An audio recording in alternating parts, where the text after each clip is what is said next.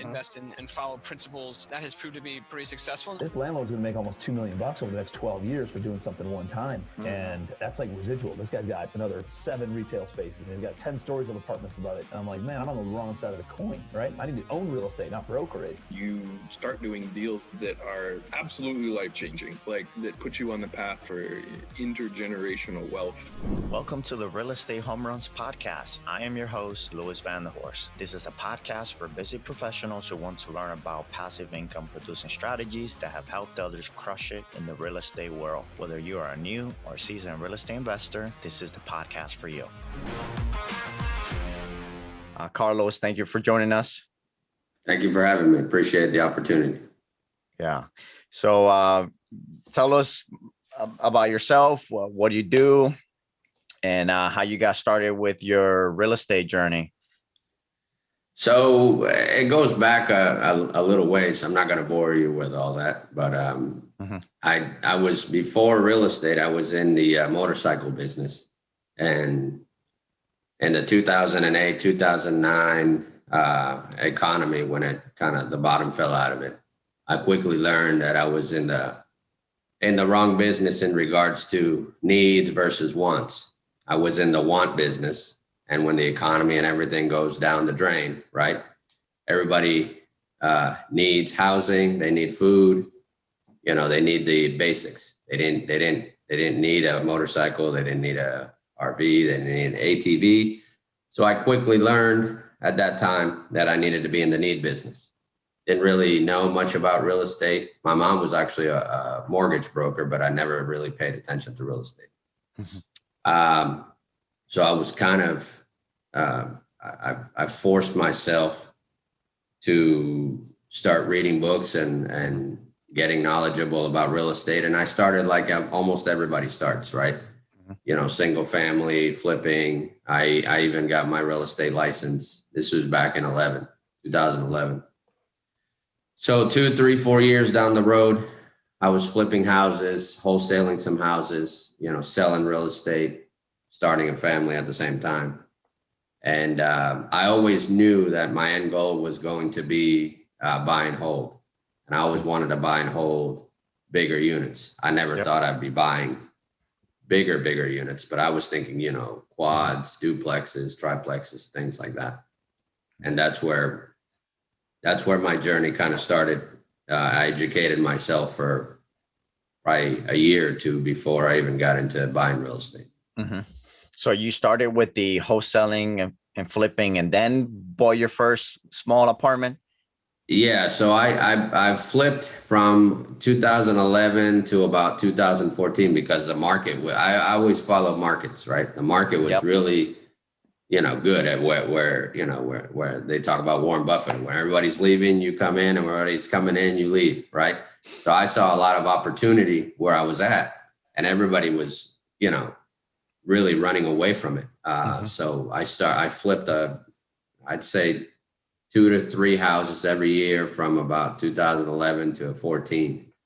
And then started getting really heavy into multifamily around 14, 15. I started getting knowledgeable about multifamily, went to a lot of seminars, read a lot of books, even went out to Texas with Brad Sumrock's big seminar back in 14, 15 in Texas. And that really opened up my eyes from duplexes and triplexes to, 20, 30, 100, 150 units. Mm-hmm. Awesome. Have there been any deals that you feel like have been a huge learning curve for you? Whether it be like on the underwriting or problems that came up that you weren't aware of, or even dealing with other partners on the deal?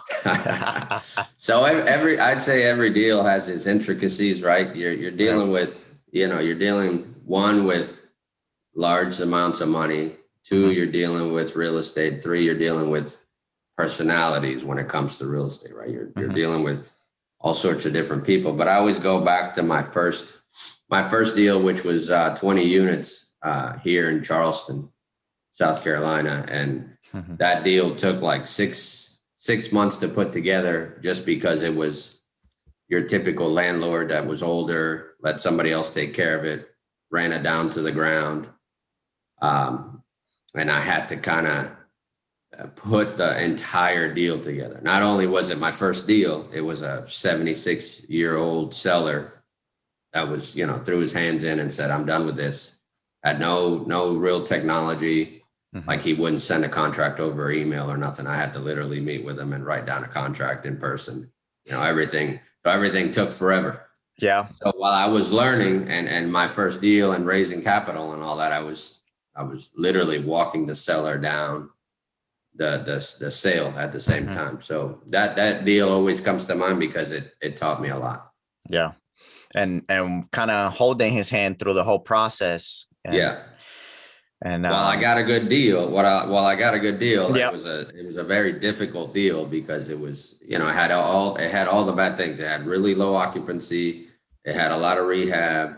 It was a seller that didn't keep any financials, so I couldn't show any financials. It was a real difficult deal to put together, but between myself and the relationship that I had built with the local bank, we kind of saw what this could be, and we put it together. But it was a really difficult deal to put together. Gotcha. And you have been in real estate for five or 6 years, you mentioned. In multifamily, 5 years. I've been focused on multifamily alone. So I left all the flips behind, all the wholesales behind. Since 2015, 16, I really concentrated on nothing but multifamily. Walk us through the process, or like even what you were thinking going from that, because people see the checks from flips and the wholesaling, and that becomes attractive. Was this switch that there's always going to be a need for long-term housing, or more that this is your way to truly be passive? Right. So my entire goal from the beginning was to always be into bigger deals. Right. So I always thought, hey, I read a book, Multifamily Millions from Dave Lindahl, where all he did was flip, store a bunch of money away and put it all into passive. Keep flipping, and putting all the money into passive. Well, I saw while that process works, it takes a long time, right? So I said, I've got to really jump and just forget about the flips and forget about the wholesales and concentrate on multifamily. While like you said, like the checks are really good from the flips, it's a full-time job. It takes a lot of time away from multifamily. So I cut it off. I sold my last house in like 14, the end of 14. And I said, I'm going to concentrate on nothing but multifamily. Even if I had, you know, brokers or agents that brought me a flip or a wholesaler that brought me a flip, I was like, no, I don't want it. Send it to somebody else. And I concentrated on multifamily because, one, I knew the market was really good to buy multifamily. I mean, the market has always been good since 2011, 2012, since we were recovering. But I was just seeing the opportunity. And I said, you know, I just got to do it. What have been some things that have helped you when it comes to raising capital and even getting past some limiting beliefs that we have? Like, man, I don't want to be asking this person for money. Right. When in reality, we're providing them an opportunity to put that capital to work and get a good return. Right. So again, I go back to the books. I read a book a long time ago that said, if you find a good deal, the money will come. And that's been true almost every time that I found a good deal. Right. So I have been focused on nothing but finding good deals. Right. 60, 70 cents on the dollar, which are hard to find these days, but not impossible, but just harder to find because of the market. Yeah. But I said to myself, if I find a good deal, I know the money will come. And sure enough, every time that I have found a good deal, I have found the capital behind it. And like you said, you're not really, it's a mindset shift, right? So you got to shift your mind to like, act like you're like begging for money or asking people for money. You're not really asking people for money. You're presenting them an opportunity to take the ride along with you to make money. Because you're in real estate. Everybody always says, oh, you're making money, blah, blah, blah, blah, blah. How can I get in this, blah, blah, blah. And then when you actually present them an opportunity, they're like, well, I can't right now. So I just, I present the opportunity to people all the time, and they invest. And if they don't, then I just say, hey, I get deals all the time. So, the next one. So yeah, it's a mindset shift for everything, in my opinion. Mm-hmm. Absolutely. I also, speaking about mindset shift, I like what you share, that like you want to be where the needs are. Yes. And when people are running away from something, like, okay, like I want to run towards that. Correct. That is the opposite. And Warren Buffett it's a good investor to follow. Well, yeah, I mean, I always give the example of, I lived through the 05, 08 recession, right? Mm-hmm. And I was in the motorcycle business, but I saw people, where in my area in Florida where I was living, you could buy a normal regular house was 120, 130,000. Mm-hmm. They were 200, 250,000, and people were buying them left and right. And I said, this doesn't make sense. These houses were $100,000 less 2 years ago. Now they're double. And then the economy took a tanked. Now these houses are 50, 40,000 and nobody's buying them. I'm like, this is the time to buy these houses, right? Mm-hmm. I can buy them for 40, 50 grand and rent them out for $800. That I don't even have to put that math on paper. That math works out all day long, right? And we know the market's going to turn right back around. So I've always invested that way. I've always invested kind of the contrarian way of what they call it. When everybody's greedy, you're I forgot what what they say. Yeah. Someone that I follow that is really big into the contrarian mindset is Cody Sanchez. She's always putting out great content about that, and it's really insightful. So where do you see things going for you 5 years from now, or 10, or do you have a big goal you want to tackle for yourself or your business and your team? Right. I had a goal in mind when I first started, when I was 29, to actually become completely passive and not have to work in the business. I've reached that goal now as of last year. And then my next goal is to get my wife pretty much to do the same thing. Right. So she has her own business. She has accounting services, CFO type of services. Okay. That's one of our goals. And my second goal was to have 1,000 units by the time I was 40, and I'm 39. So that's the one goal that I wanted to have. And I'm trying to get to that goal. I'm at 235 units now. So trying to get to the 1,000 mark before I'm 40. Yeah. Awesome. And what's crazy is that with multifamily, it's a multiplication effect. Yeah, it's the economies of scale. The more you scale, the more you can go through the downturns and not feel it all, right? Because you can average it across 1,000 units, 10,000 units, however many units. I think once you pass 80, 100 units, you can withstand a lot. Mm-hmm. Do you feel like with the way the market is, like, is gonna stay a seller's market for a while, or and I know that's a loaded question. Yeah. Right. We should have had a downturn in 18, right? So in 18 we had a little bit of a blip, and then the administration at that time started kind of putting the tax exemptions and the tax credits, to work, and that helped us. And then, of course, COVID hit in 2020. And to me, in my opinion, right? I'm not an economist, but in my opinion, 2020 was our downturn because the government has put in a lot of stimulus, right, to kind of get us out of the hole. So while the numbers are crazy out there, you know, you always need housing. You know, you always need a place to stay. You need food. You need shelter. You need, you know, cars. So as long as you're in the need business, you're fine. Yeah. Energy as well. Oil. Energy, oil. Yeah. Yeah. Well, oil, electric, you know.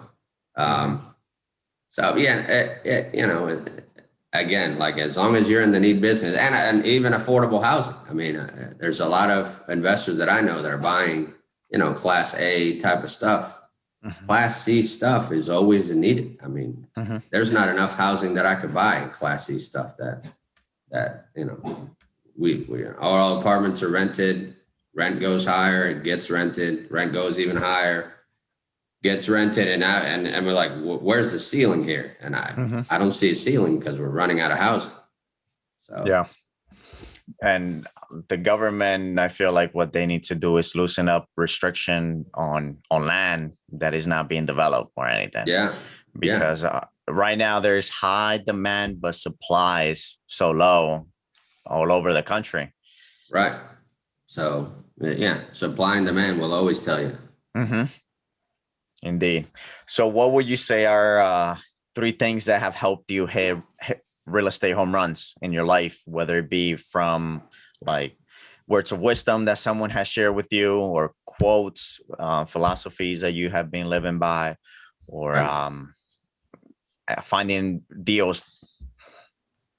Yeah, so I'd say the first one is, you know, figuring out your why, and I hate to use that, you know, cliche type of a word, but I read a book from Gary Keller from Keller Williams that said, you don't figure out your why in the beginning, you know, later on you'll just quit because you have nothing that you're working for, right? So my why was always, you know, myself, my family, and getting us in the right place. So that gets me up in the morning, you know, that makes me make those phone calls, send those offers, all that.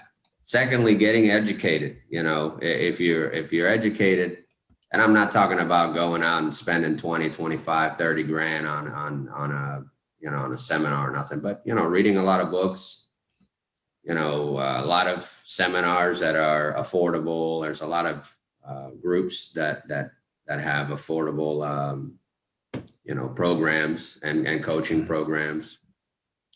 And 3, actually getting out there and talking to people and sending offers and talking to brokers. And it's real estate is a relationship type of a business. You know, you can do a lot of things behind the computer, but if you don't get out there and, you know, shake hands and kiss babies, like they say, you know, you just won't get anywhere. You know, I get deals to where brokers call me and be like, hey, Carlos, I saw this deal. I was talking to the seller. It fits what you do. You want to look at it? Sure, send it over. I'll take a look at it. You know. So, but I've cultivated those relationships over the last 2 or 3 years, right? So I'd say those 3 things are big key for me. Awesome. How can people stay in contact with you if they want to learn about what you're up to, or something stood out to them from this interview? Well, like always, you know, social media. My company's cg4properties.com. So we also, a lot of the units that we have a property management company in-house that does a lot of the property management. So that's probably the easiest way, through that website. Gotcha. All right. Hey, thank you so much for your time. I really appreciate it. Oh yeah, no problem. Keep it up. Stop the record. So are there any deals that you have done that you wouldn't mind sharing, from how you found this deal, the putting it under contract, and management? Right. So one that comes to mind, which was a real painful deal, but it's been one of my home run deals. Is a 64 unit deal that we purchased. And actually, I made a YouTube video about it. So, if your listeners want to go to my YouTube channel, just type in my name and it'll be there. But this 64 unit deal was special because it was 16 different buildings. They were set up like quads. They were all on one tax map, and but they were individually owned by different owners. So it was a cluster of a mess, right? So you had different people, different owners managed the place differently. So one of them was nice and pristine, and then the one across the street was horrible. Gutters hanging out, yard really high. So and all of these were on different deeds too? They were on different deeds, but they were all set up like an apartment complex. Okay. But they were different deeds, right? It was a cluster. It was almost like condos. It was a real weird way that they did it, right? So I'll give you the numbers. We purchased it for a little bit over $1 million. It was like $1.2 million or something like that. So that came out to like 19 grand a door. Cheap. I'm talking about cheap, right? They needed a lot of work, but cheap. And I knew we can probably sell them or refinance them out at like 45 grand a door, right? And where's this market at? This is in Columbia, South Carolina. Yeah. Okay. So we're actually under contract right now to sell them as we speak. We bought it for a little bit over $1 million. We put about a little bit over 250. So let's say 300,000. So our basis is about $1.5 million. Let's call it $1.5 million, like right with closing costs and everything. We would probably sell it or refinance it back then. I was thinking, right, 2.6 million, right? So there's a spread of about $1 million in between. And it was just a partner and I 50-50, and then we raised the capital. So it turned out to be a home run deal because there's plenty of equity in the deal. My company manages the deal, but it was a huge cluster to put together. Had title issues, different owners. Some owners didn't want to sell. Some owners wanted to sell. So. But the reason why I say this deal is because a lot of people passed up on this deal. They didn't really see, the end goal. And I said, well, I mean, if we can buy them all, right? So I can't just buy 15 of them. I got to buy all 16. We can buy them all. There's an opportunity here. And that's exactly what we did. We fought a couple of owners on it, but they eventually sold. And like I said, this is going to be a home run deal once it closes. Nice. And now it's under contract to sell. Yeah, it's under contract to sell. I don't want to say the sales price because it's still under contract, but it's above what we thought was what it was worth, right? So the partner and I, once we pay out the investors, we're going to net out pretty good chunk of change, and we'll take that and they're 1031 it into something else. Gotcha. So that's your goal in some of these deals, to be able to 1031 defer the capital gains. Yeah. So I tend to look at different areas, how I'd want to, right? So if I'm in an area that I don't really want to be in for a long time, I look at that as a reposition, right? I buy it, I rehab it, and I sell it. If it's an area that I want to be in for a long time, and I mean 10 plus years, then I'll buy it and hold it, pay refi and pay back the investors, and then hold it with a partner or myself, or sell it. But I usually tend to keep the good areas and then reposition the C minus areas. Gotcha. Yeah, because that was going to be my next question. Why then sell it if you're buying it extremely cheap? But if the goal is to deploy that capital into areas that are attractive. You see yourself there long term, and it makes sense. Right. Because in my opinion, it's times are great right now, right? Mm-hmm. Everybody has money in their pocket, money's flowing. Government is spending tons of money out there. There's a lot of money out there. We all know that this ride is not going to last forever, right? There's going to be tough times. Well, in these type of areas, and I hate to say it, but it's C minus D plus areas. When times are tough, those areas really get tough, right? The opportunities are a lot less. A lot of people get, laid off from jobs. These are, retail workers and government workers and stuff like that. So I don't like to be in those areas long term because of that. So vice versa, an area that's C plus B minus that, even if the economy takes a dump, they're still in areas where the economy doesn't really hurt them as much. They might go from an A-class apartment to a B-class apartment or B to C, but C's and low D's, they can't really go anywhere. You know? So I just don't like their area because the areas that the household income is really low, the crime starts spiking, eviction starts spiking. So I don't want to be in that area for a long time because, like you said, yes, I bought it at a good basis, but those areas usually tend to eat up all of your cash flow because you have constant people coming in and out, transient type of people. They damage a lot of your apartments. So I tend to reposition those areas and let an investor that wants to be in that area for a long time be in that area. But I just don't like to be in that area for a long time. Mm-hmm. That makes sense. Are most of your deals that you have done, you have played the role of a GP or a limited partner?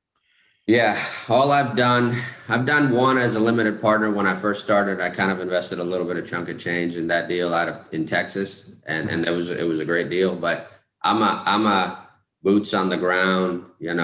I come from a construction background, from an AC, HVAC construction background. So I like to be involved as a GP. So, and I'm always the one that when we put a deal together, I'm the one that's actually found the deal. Right. So I'm always part of the GP. How did you find that 16 unit, if you don't mind me asking? The 20 unit, you mean? Or 20 unit. 20, yeah. So that 20 unit was in the beginning. So I went old school and just started sending out letters to folks that I saw. Like I would drive around my area and see an apartment that's empty or boarded up or something, and I'd send a letter to the owner. And this particular owner, it was an 8-plex, and this particular owner I sent the letter to, and he called me back and he said, "Hey, I have this 8-unit deal you're interested in buying?" I said, "Yeah, we can come to an agreement." Yes. And he goes, "Well, I actually own 20 on that street, 20 units. Are you interested in buying all 20? I said, "Yes, if we can come to an agreement on a fair price." And yes. And that's the deal that I told you that we had to kind of walk the seller down, from putting it under contract to the due diligence to all that stuff. Mm-hmm. That's good. Having that background in construction and also having your own property management team now gives you I feel like it gives you a competitive advantage over other investors that perhaps don't have that background. You're able to look and evaluate a deal, not only from a spreadsheet perspective, but also on a renovation side. Yeah, I mean, we all have our strengths and weaknesses, right? My strength has always been construction. I've known construction. My dad owned construction businesses, and I've always been in construction. So I can look at a building and see the potential, right? Even if it's a boarded up building that's empty, that's got grass, 3-foot grass growing around it. If the structure is good, we can make it work, right? Even if the structure is not good. I mean, you could fix foundations and I've seen all that stuff too. But yeah, it does give me a competitive advantage because I can look at renovations and know what I'm talking about, right? So if I put a renovation budget together, I'm usually dead on, or you only, 3 to 5% off, and a being off of a renovation budget can kill the deal. Yeah. That, especially once you're in the deal, right? If you're 20, 30% off in a deal in a renovation budget, those numbers change quickly. We hope you enjoyed this interview and got some value out of it to help you in your real estate investing journey. If you can take just a minute, please do us a favor and leave a review. Hit the like button on iTunes or whatever platform you listen to our podcast on, and subscribe so you can hear future episodes. Also, don't forget to check out our Real Estate Home Runs Podcast Community Facebook group, where you are able to connect with some great listeners. If you're an investor who is crushing it and want to share some information centered around passive income in real estate, please contact us. Hit those home runs, and we will see you next time.